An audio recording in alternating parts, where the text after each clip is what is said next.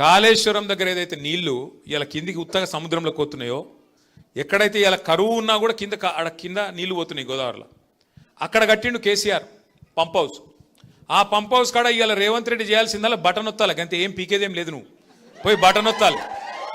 ఒక్క బటన్ ఒత్తితే పంపు చాలు చేస్తే ఇలా మీ నిజాం సాగర్ నిండుతుంది, మీ నిజాం సాగర్ నిండుతుంది, మీ చెక్ డ్యామ్లు నిండుతాయి, మీ ఎస్ఆర్ఎస్పి ప్రాజెక్టు మొత్తం నింపే మొత్తం ఉపాయం అంతా కేసీఆర్ చేసిపోయిండు. ఇవాళ ఈయనకు ఒక్కటే అడ్డం వస్తున్నది. ఏంటిది? ఈయన చెప్పిన అబద్ధమైన అడ్డం వస్తుంది. ఇన్ని రోజులు ఏమబద్ధం చెప్పిండు? కాళేశ్వరం కూలేశ్వరం అయిపోయింది అన్నాడు. మొన్న మేము పోతిమి చూపెడుతుంది, నేను మా ప్రశాంత్ అన్న అందరం పోతిమి చూపెడుతుంది. ఏమిటిది? ఆడ 1,00,000 క్యూసెక్కుల నీళ్లు పోతున్నాయి. 1,00,000 క్యూసెక్కులు అంటే 9 టీఎంసీలు. మీ నిజాం సాగర్ కెపాసిటీ ఎంతనే? 17 అంటే 14, సరే 17 అనుకుందాం. జరావు లొలిపెట్టక. 17 టీఎంసీలు అంటే 2 రోజులలో మీ నిజాం సాగర్ నింపచ్చు. 2 రోజులలో గన్ని నీళ్ళు పోతున్నాయి కింద.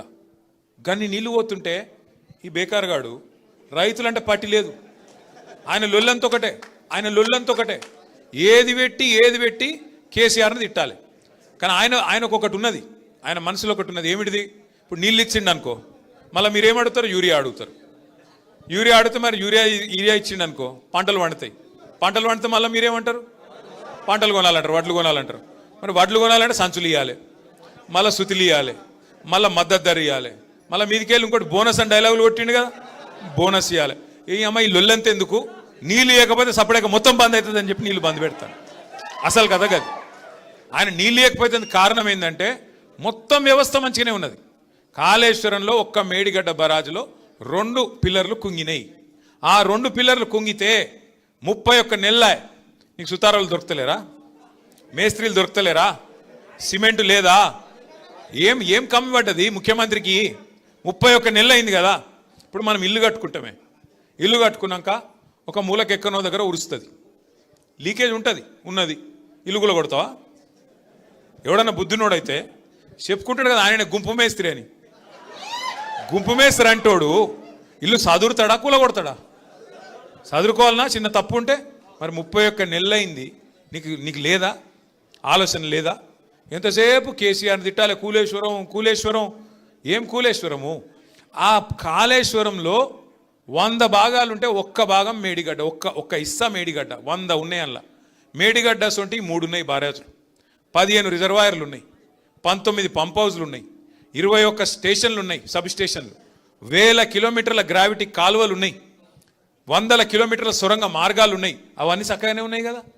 ఆడ అసలు ఆ పంపు చాలు చేసే కాడ బ్యారేజ్తో సంబంధం కూడా లేదు. బ్యారేజ్ మీద 18.5 కిలోమీటర్ల మీద పంప్ హౌస్ ఉన్నది.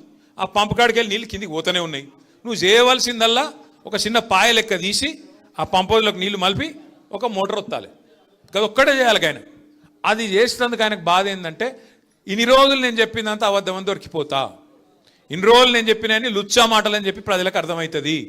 అందుకే మిమ్మల్ని ఎండబెడుతున్నాడు. ఇవ్వాలి బాన్స్వాడోళ్ళను, మొత్తం నిజామాబాద్ జిల్లా వాళ్ళను, ఎస్ఆర్ఎస్పి కింద ఆయకట్టున్నోళ్ళను, నిజాం సాగర్ కింద ఆయకట్టున్నోళ్ళు మొత్తం ఆ వాగులు, చెక్ డ్యామ్లు అన్ని నింపుకోవచ్చు. ఇవ్వాలి ఈ ఒక్కరోజు కాదు, నీళ్లు అక్టోబర్ దాకా ఉంటాయి. నీళ్ళాడ రోజు పోతున్నాయి కిందికి సముద్రంలో.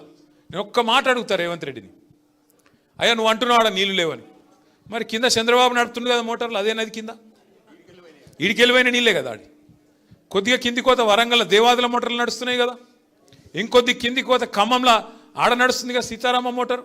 అక్కడ నీళ్లు ఉంటాయి ఎట్లా, ఇక్కడ లేవెట్లా? ఆడ మోటార్లు నడిస్తే ఎట్లా, ఇక్కడ నడవే ఎట్లా? అంటే ఆయన బాధ ఏంటంటే, ఇది దొరికిపోతుంది, దొంగ దొరుకుతాడు, అబద్ధం దొరికిపోతుంది అని చెప్పి ఇలా అడ్డమైన మాటలు మాట్లాడుతుండు. ఇంకోటి ముఖ్యమంత్రి గానే అవుతుంది. నీ బాధ ఏంది అసలు? ఓదిక్కేమో మొత్తం రిజర్వాయర్లన్నీ డెడ్ స్టోరేజ్కి పోయినాయి, ప్రభుత్వం ఏమో కోల్డ్ స్టోరేజ్లు ఉన్నది. మాట్లాడతలేడు, పని చేస్తలేడు.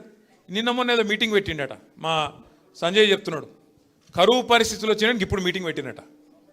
కరువు రానే వచ్చే రైతులు బాధ వడనే పడుతుంది. ఇన్ని రోజులకు మేల్కొన్నావు.